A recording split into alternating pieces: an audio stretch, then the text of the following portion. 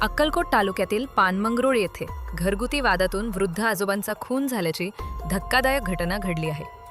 श्रीमंत चन्नप्पा पवार वय 70 असे मृत वृद्धाचे नाव असून या प्रकरणी त्यांचा चुलत नातू परत्या नागू उर्फ नागनाथ पवार याच्या विरुद्ध अक्कलकोट दक्षिण पोलीस ठाण्यात गुन्हा दाखल करण्यात आला आहे.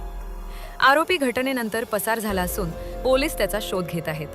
मिळालेल्या माहितीनुसार परत्या पवार आणि त्याची आई हे दोघे आठवडाभरापूर्वी श्रीमंत पवार यांच्या घरी राहण्यासाठी आले होते.